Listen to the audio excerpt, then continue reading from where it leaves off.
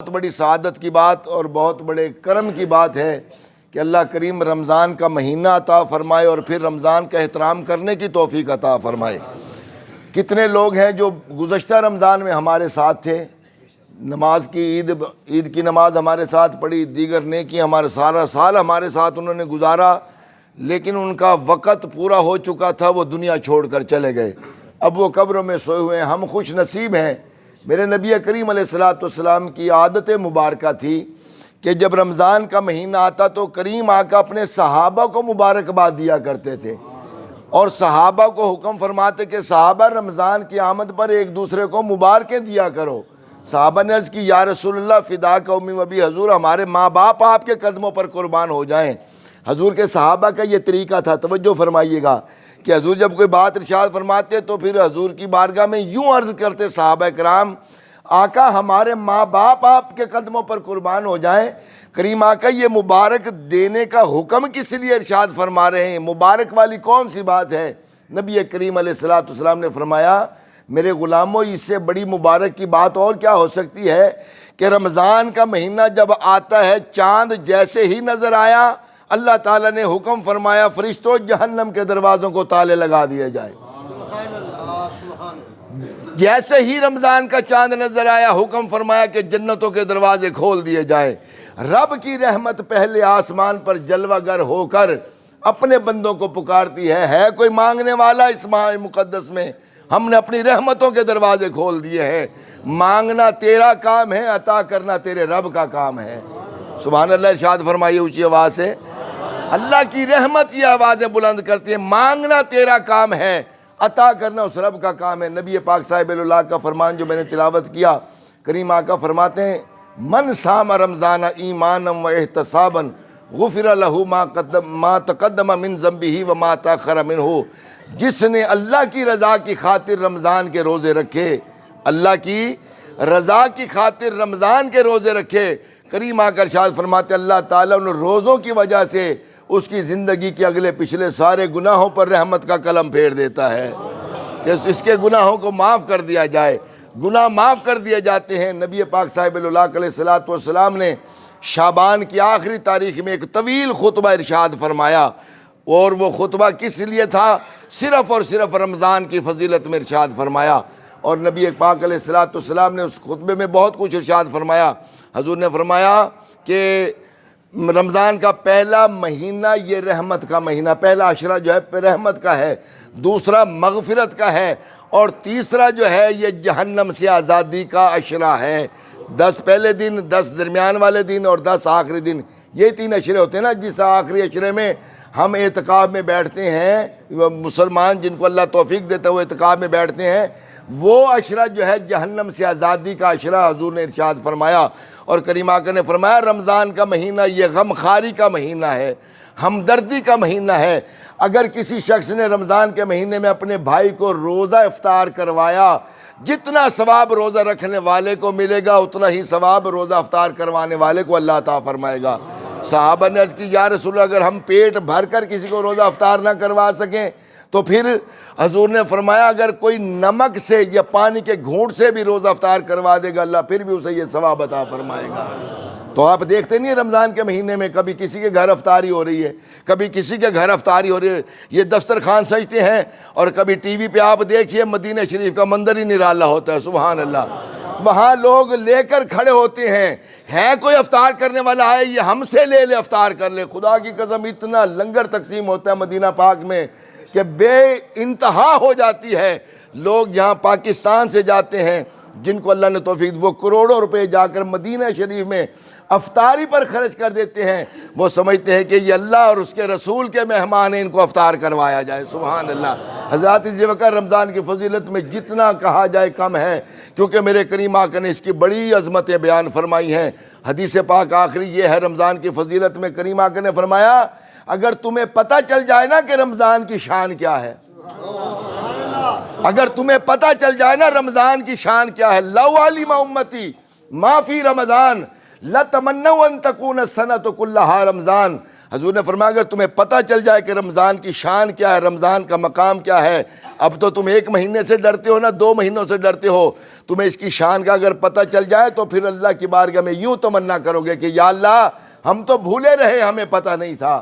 رمضان کتنی شانوں والا ہے، اللہ اب ہمیں پتہ چل گیا، اب ہم تیری بارگاہ میں یوں التجا کرتے ہیں، اب 1-2 مہینے کی بات نہیں، اللہ ہم التجا یہ کرتے ہیں کہ تو پورا سال ہی ہمارے لیے رمضان کا بنا دے، سبحان اللہ، پورا سال ہی ہمارے۔ اب یہ فضیلتیں تو وہ بندہ سمجھے گا نا جس کو رمضان کی قدر کا پتہ ہے، جس نے ساری زندگی غفلت میں گزاری ہو، اللہ کے نزدیک ہی نہ آیا ہو اور رسول اللہ کے نزدیک ہی نہ، اس کے لیے تو رمضان بھی ایسا ہے، غیر رمضان بھی ایسا ہے۔ لیکن الحمدللہ رب العالمین، میں اپنے بزرگوں کی بات کرتا ہوں، یہ اتنے بزرگ بیٹھے ہو، میرے والد صاحب کی عمر 95 سال سے زیادہ ہے، خدا کی قسم اللہ کے گھر میں کھڑا ہوں، شعبان کی آخری تاریخ تھی نا، تو بیماری کے عالم میں غسل کیا، کپڑے بدلے، اور کہنے لگے مدنی آج میں نے روزے رکھنے کی تیاری کر لی ہے، بیماری جیسی بھی ہوگی نا میں نے روزہ نہیں چھوڑا کسی حالت۔ میں نے کہا ابا جی آپ کی عمر اور آپ کی تکلیف اجازت نہیں، اللہ نے بھی چھوٹ دی ہوئی ہے، پتہ نہیں زندگی کب ختم ہو جائے مدنی، زندگی کا کوئی پتہ ہے، رمضان کے روزے میں نے نہیں چھوڑنے۔ یہ بزرگ بیٹھے ہیں، مجھے پتہ ہے اس بات کا، ان کی عادتیں جتنی بھی تکلیف ہو یہ روزہ نہیں چھوڑتے، کیونکہ ان کے من میں یہ سما چکا ہے کہ جو لذت اور جو مزہ روزہ رکھنے میں نصیب ہوتا ہے نا وہ رمضان کے مہینے میں اور کسی عبادت میں نصیب ہی نہیں ہوتا ہے۔ حقیقت بات یہ ہے کہ اسی لیے ان کے من میں یہ سما چکا ہے کہ ہم نے رمضان کے روزے رکھنے۔ حضرات ذی وقار الحمدللہ رب العالمین، رمضان کے مہینے میں جہاں بے شمار نیکیاں کی جاتی ہیں وہاں غم خواری کا، حضور نے یہ مہینہ فرمایا نا کہ غم خواری کا مہینہ، ہمدردی کا مہینہ ہے۔ اللہ کے بعد بڑی مزے کی بات بتا رہا ہوں، اللہ کے بعد کائنات کے اندر سب سے بڑی سخی ذات میرے اور تیرے نبی کی ذات ہے۔ اللہ کے بعد کائنات میں سب سے بڑی سخی ذات تیرے میرے نبی کی ذات ہے، اسی لیے تو حضور نے فرمایا کہ واللہ موتی وانا قاسم، میرا رب مجھے عطا کرتا ہے، میں پوری کائنات کو تقسیم کر رہا ہوں، وہ دشمنوں کو بھی عطا کر رہے ہیں اور سجنوں کو بھی عطا کر رہے ہیں۔ حضور کی سخاوت کا دریا ہر وقت موج میں رہتا تھا، لیکن جب رمضان کا مہینہ آتا نا، رمضان کا مہینہ آتا، حضور کے صحابہ فرماتے ہیں کہ نبی پاک علیہ السلام کی سخاوت کا عالم اور بڑھ جایا کرتا تھا۔ صحابہ عرض کرتے یا رسول اللہ یہ آپ کی سخاوت کا دریا تو ہر وقت موج میں رہتا ہے لیکن رمضان میں اتنی سخاوت کیوں ہے؟ حضور نے فرمایا اس لیے ہے کہ رمضان میں نیکیوں کا اجر و ثواب اللہ کئی گنا بڑھا دیتا ہے۔ اگر کوئی نفل ادا کرتا ہے تو اللہ تعالیٰ اس کو فرضوں کا ثواب عطا فرماتا ہے، اگر کوئی فرض ادا کرتا ہے تو 1 کے بدلے میں 70 کا ثواب عطا فرماتا ہے۔ حضور نے فرمایا اگر کوئی رمضان کے مہینے میں 1 درہم خرچ کرتا ہے اللہ تعالیٰ اسے 1,00,000 درہم خرچ کرنے کا ثواب عطا فرماتا ہے۔ میں نے جو آیت کریمہ پڑھی، اللہ نے فرمایا یا ایھا الذین آمنوا کونوا انصار اللہ، ایمان والو اللہ کے دین کے مددگار بن جاؤ، اپنے غریب رشتہ دار، اپنے غریب پڑوسی، رسول اللہ کا دین پڑھنے والے مسافر طلباء، میں ان کو یتیم، غریب، مساکین، ان لفظوں سے علماء نے منع فرمایا، حالانکہ وہ غریب بھی ہیں، یتیم بھی ہیں، مساکین بھی ہیں، لیکن فضیلت میں علماء فرماتے ہیں کہ جب کسی کو ان کے لیے اپیل کرنی ہونا تو لوگوں کی ڈھارس بندھاؤ کہ جن کے لیے ہم تم سے اپیل کر رہے ہیں وہ عظیم لوگ ہیں جو اللہ کے مہمان ہیں، اللہ کے رسول کے مہمان ہیں،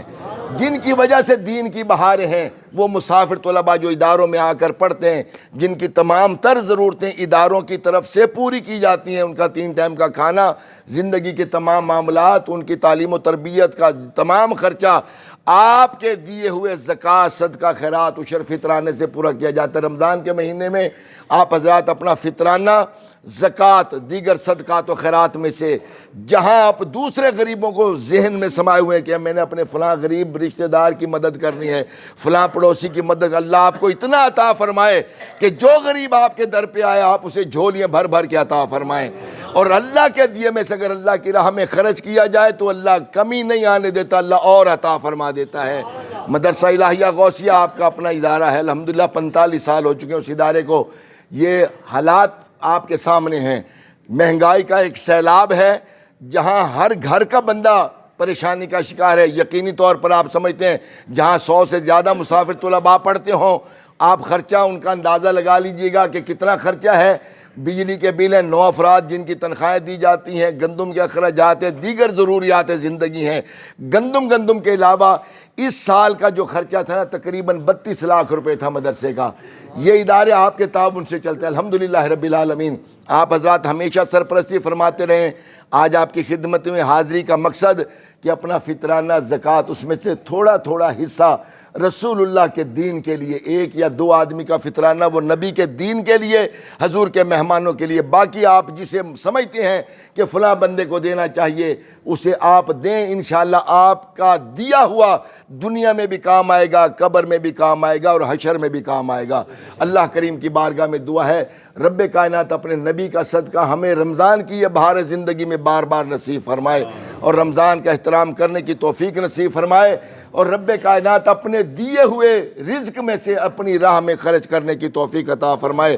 گندم کا جیسے عشر دیتے ہیں نا آپ، اسی طرح اب آلو آپ نے کاشت کیے ہوں گے، آلو کا عشر بھی بنتا ہے۔ جو فصل بھی زمین سے آپ لیں گے، جب عشر غریبوں تک پہنچے گا نا، رزق پاک ہو جائے گا، جو آپ کھائیں گے آپ کا دل جو ہے وہ نور علی نور ہو جائے گا، کیونکہ لقمہ حلال جب پیٹ میں بندے کے جاتا ہے نا، اللہ تعالیٰ اس حلال لقمے کی وجہ سے دل کو روشن فرما دیتا ہے۔ اگر حرام کا لقمہ پیٹ میں جائے تو رسول اللہ علیہ السلام کا فرمان ہے کہ ایک لقمہ اگر حرام کا پیٹ میں چلا جائے 40 دن تک اس کی کوئی دعا قبول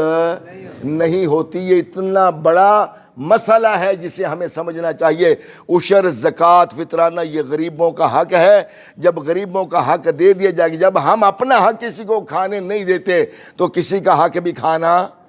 بولو تو صحیح یار، کسی کا حق بھی کھانا نہیں چاہیے۔ تو جب ہم کسی کا حق نہیں کھائیں گے تو اللہ بھی راضی، اللہ کا رسول بھی راضی ہو جائے۔ اللہ عمل کی توفیق عطا فرمائے، آمین۔ وما علینا الا البلاغ المبین۔